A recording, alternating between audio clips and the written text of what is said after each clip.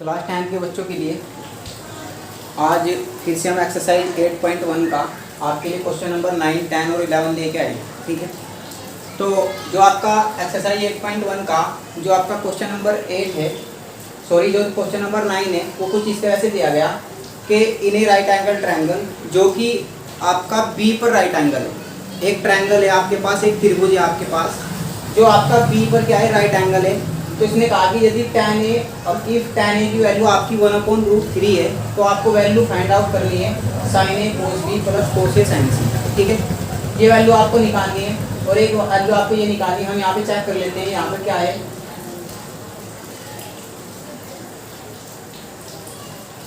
सही है। तो आपका जो क्वेश्चन है यहाँ पे आपका दिया हुआ cos c, ये आपका ट्रायंगल है और इस तरह से आपके एंगल दिए हुए हैं और आपसे पूछ लिया गया कि sin a cos a sin c की वैल्यू निकालनी है, cos a cos c minus sin a sin c, आपको ये वैल्यू निकालनी है इसमें। ठीक है, फिर से वही बात, हमने आपको एक बात बताई थी कि आपको अगर राइट एंगल ट्रायंगल में कुछ भी निकालना है तो आपके पास पहले 3 की 3 साइडें होनी चाहिए। ठीक है, और वो 3 साइडें निकालने के लिए आपको दिया हुआ है tan a = 1/√3। अगर यहाँ पे tan के साथ जो एंगल है आपका वो a है, तो इसका मतलब ये है कि a के सामने की जो आपकी साइड होगी, ये वाली, ये साइड आपकी क्या होगी, परपेंडिकुलर। और tan आपका क्या होता है, परपेंडिकुलर अपॉन बेस। अगर tan आपका परपेंडिकुलर अपॉन बेस होता है तो ये आपका परपेंडिकुलर है यहाँ पे 1 और ये आपका क्या होगा, बेस, और ये आपका क्या है, हाइपोटेन्यूज। ठीक है, अब आप सबसे पहला काम आपका ये है कि आप AC निकाल रहे होंगे। AC निकालने के बाद आप सारे काम कर रहे होंगे जो भी आपको करने हैं। तो सबसे पहले आप क्या करोगे, इन ट्रायंगल ABC ट्रायंगल में AC का जो स्क्वायर होगा आपका वो इक्वल होगा आपका AB का स्क्वायर और प्लस BC का स्क्वायर। समझ पा रहे हैं आप लोग। इसके बाद आप क्या करोगे, AB की आपकी वैल्यू कितनी है, √3, यहाँ पे आप रख रहे होंगे। इसका ये आपका 1 का स्क्वायर।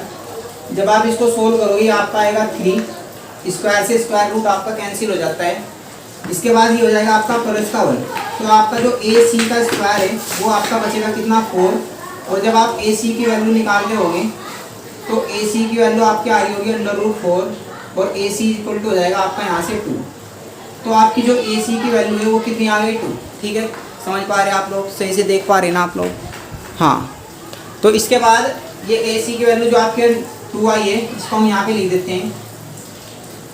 तो जो आपकी AC की वैल्यू आई यहाँ से वो कितनी आई, 2।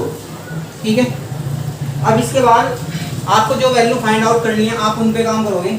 आपका जो क्वेश्चन नंबर फर्स्ट है वो कुछ इस तरह से दिया हुआ, sin A cos C plus cos A और sin C। अब आप यहाँ पे वैल्यू रखोगे तो आप वैल्यू किस तरह से रख रहे होंगे, साइन आपका किसके ऊपर होता है, परपेंडिकुलर अपॉन हाइपोटेनियस, यानी कि लंब अपॉन कर्ण। तो अगर ये परपेंडिकुलर अपॉन हाइपोटेनियस होता है तो A एंगल के हिसाब से, A एंगल के लिए ये आपका परपेंडिकुलर होगा और ये आपका हाइपोटेनियस। तो ये हो जाएगा आपका sin A = 1/2 into cos C। तो जब आप cos C निकाल रहे होंगे तो C के लिए आपका जो एंगल C के लिए ये आपका परपेंडिकुलर होगा √3, ये आपका हाइपोटेनियस कभी चेंज नहीं होगा। ये आपका बचेगा क्या, बेस। तो ये आपका बेस है और cos होता है आपका बेस अपॉन हाइपोटेनियस, तो ये आपका बेस हुआ और ये आपका हुआ हाइपोटेनियस। तो आप यहाँ पे रख दोगे इसको 1/2 प्लस। इसके बाद आप बात करोगे cos A की, एंगल A के लिए, ये एंगल है आपका, इसके लिए आपके सामने की जो ये साइड होगी 1, ये हो जाएगी आपकी परपेंडिकुलर। तो आपका बेस कितना होगा, √2, हाइपोटेनियस कभी चेंज नहीं होगा। तो और आपका कोस क्या होता है, बेस अपॉन हाइपोटेनियस। तो आपका बेस कितना हुआ यहाँ पे, √3 और हाइपोटेनियस 2, तो ये हो जाएगा आपका √3/2। समझ पा रहे हैं आप लोग।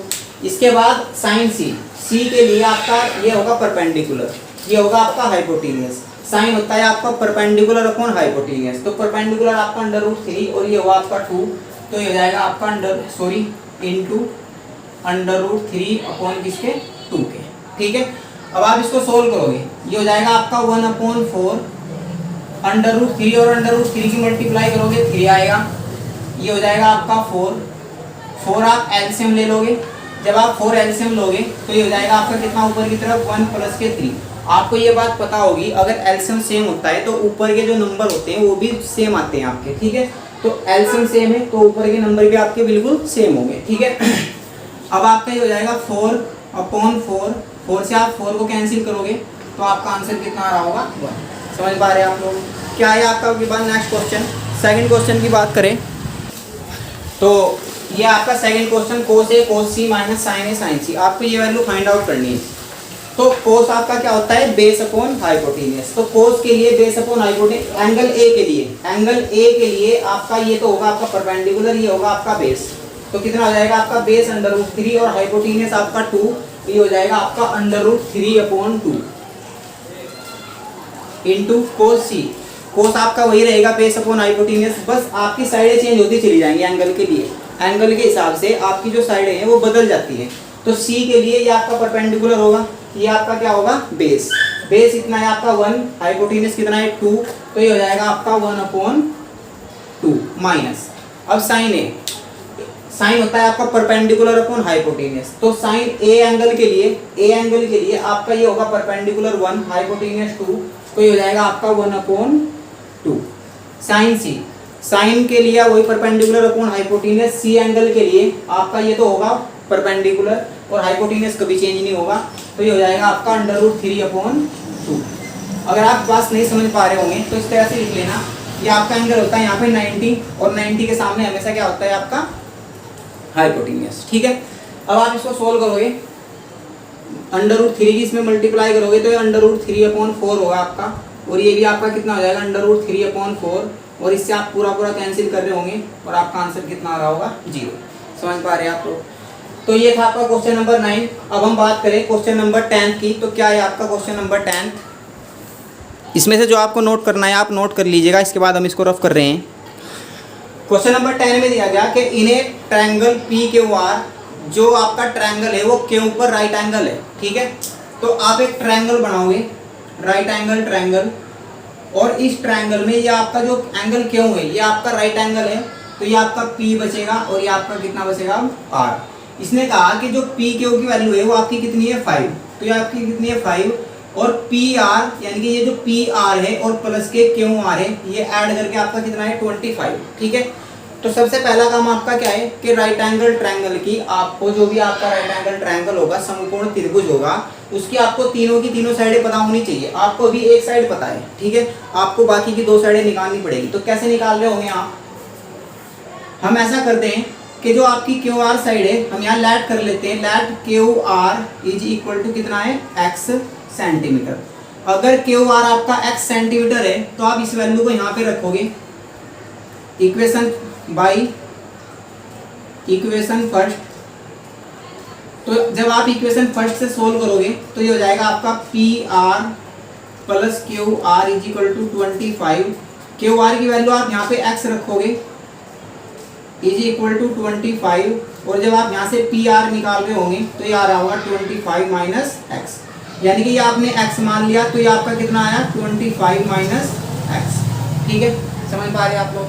अब इसके बाद आपको क्या करना है, इसके बाद आप इस ट्रायंगल में PQR में पाइथागोरस थ्योरम अप्लाई कर रहे होंगे, तो हम यहाँ पे लिखेंगे इन ट्रायंगल PQR, जो आपका PR का स्क्वायर होगा वो इक्वल होगा किसके, आपके PQ का स्क्वायर और प्लस QR का स्क्वायर।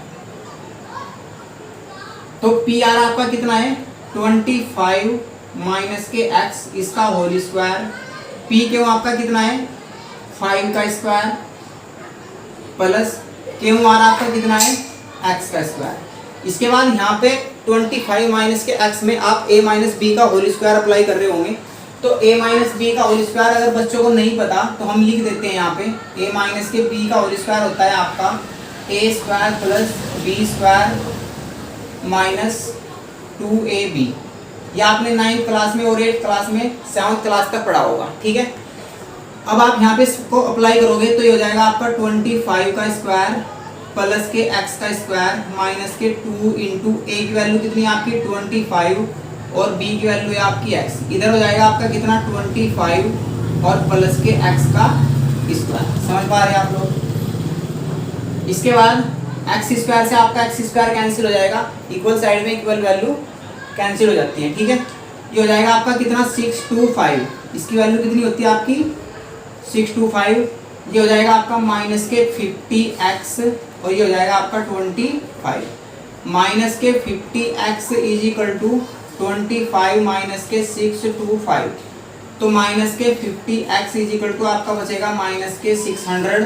समझ पा रहे, माइनस से आपका माइनस कैंसिल होगा, x इज इक्वल टू हो जाएगा आपका 600 अपॉन 50, जीरो से आप जीरो कैंसिल करोगे, ये आपका कितना बचेगा 12, तो x की वैल्यू आपकी कितनी आ रही होगी 12। ठीक है, समझ पा रहे हैं आप लोग। इसके बाद हम इधर से इसको रफ कर देते हैं, यहाँ से सही से देख पा रहे हैं ना आप लोग। चलिए हम पहले साइडें निकाल लेते हैं। तो आपकी जो साइड थी पी आर साइड आपकी कितनी थी अब 25 माइनस के x की वैल्यू आप 12 रखोगे तो ये हो जाएगा 25 माइनस के 12 इज इक्वल टू 13। सेम तरीके से आप वैल्यू निकालोगे, ये क्यू आर आपकी कितनी होगी, x की वैल्यू कितनी आई आपकी 12, तो ये आपका वैल्यू हो जाएगा अब x इज इक्वल टू 12 और ये वैल्यू आपका कितना हो जाएगा अब 13। ठीक है, समझ पा रहे हैं आप लोग। अब इसके बाद हमको वैल्यू निकालनी है, तो साइन पी, कोस पी, टैन पी। तो आपको पता है कि कोस पी किसके इक्वल होगा आपका बेस अपॉन हाइपोटेनियस, इसको हम हिंदी में बोलते हैं आधार और इसको हम बोलते हैं कर्ण। ठीक है, तो एंगल पी के लिए बेस कौन सा होगा और हाइपोटेनियस कौन सा होगा, ये आपको चेक करना है। देखिएगा यहाँ से एंगल पी के लिए, एंगल पी के सामने जो आपकी साइड होगी वो आपका परपेंडिकुलर होगा, तो ये आपका क्या बचेगा बेस, और 90 के सामने आपके हमेशा क्या होगी हाइपोटेनियस। तो आपका बेस कितना है यहाँ पे 5 और आपका जो हाइपोटेनियस है वो 13 है, तो आप इसको लिख रहे होंगे कैसे 5 अपॉन 13, ये वैल्यू होगी आपकी कोस पी की। ठीक है, इसके बाद हम वैल्यू निकाल रहे होंगे कोस पी की निकाल दी हमने पहले, कोई नहीं, अब आप कहीं की निकाल लो आप साइन पी की। तो साइन पी की वैल्यू निकाल लेंगे हम। साइन आपका किसके इक्वल होता है परपेंडिकुलर अपॉन हाइपोटेनियस, इसको हम बोलते हैं लंब, और ये होता है आपका कर्ण।